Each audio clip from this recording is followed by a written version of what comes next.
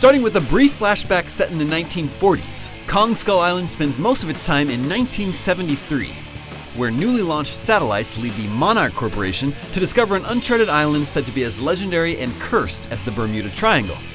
Leading the mission for Monarch are John Goodman's Bill Randa and Corey Hawkins' Houston Brooks, who convinced the federal government to finance an expedition to the island. Along for the ride are some highly trained military escorts led by Samuel L. Jackson's Colonel Packard, Brie Larson's Mason Weaver, an anti-war photographer, and Tom Hiddleston's Captain James Conrad, a former British SAS tracker who has been hired as their guide. Of course, as the film's trailers have already revealed, and common monster movie logic should indicate, things quickly go awry when they arrive via helicopter on Skull Island, dropping bombs to try and map the terrain, much to the chagrin of a certain 100-foot-tall ape.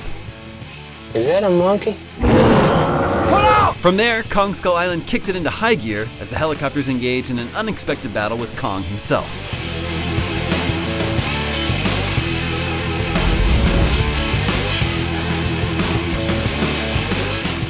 While Kong Skull Island does an effective job at following up that first sequence with other interesting and different set pieces as well, none quite measure up to the group's first run-in with Kong.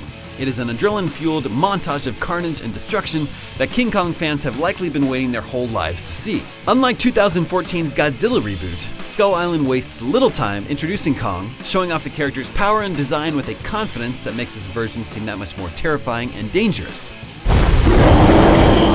From the moment that one of the helicopter's pilots falls out of the window and into Kong's mouth, and the film quickly cuts to someone biting into a sandwich, it becomes clear that Skull Island isn't going to be afraid to take stylistic risks. Aesthetically, cinematographer Larry Fong is borrowing most heavily from Francis Ford Coppola's Apocalypse Now. But the editing, story, and action feel more in line with the work of filmmakers like Edgar Wright and Guillermo del Toro, with a blood-pumping 1970s rock soundtrack to boot. If that sounds like the kind of monster movie you'd want to see, then Kong Skull Island is for you.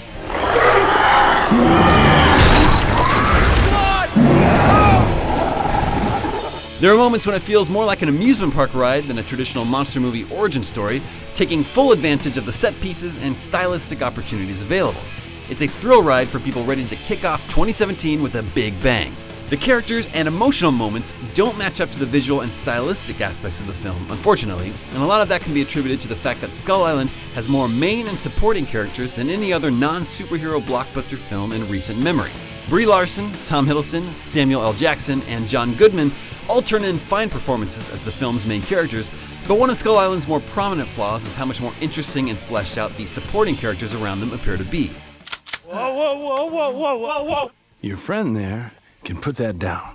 John C. Reilly seals the entire show as Marlowe, a World War II fighter pilot who crash-landed on Skull Island and has been stranded there ever since. His familiarity with the natives, creatures, and Kong himself help him to be a sufficient vessel for necessary exposition, but it's the moments when Kong Skull Island takes a break from all of the monster mayhem and lets Marlowe just spend a few minutes asking the other characters what the world is like nowadays that it feels the closest to its characters. The pacing can be spotty at times, especially near the middle of the film when all the group's surviving members are trying to regroup and meet back up somewhere on the island. Additionally, the directions it takes some of its main characters in feel inorganic and rushed compared to the rest of the film. But for what Kong Skull Island sets out to do, which is deliver a monster movie filled with the kind of action and destruction that audiences have never seen from a King Kong film before, it's hard to imagine it doing a much better job than it does here.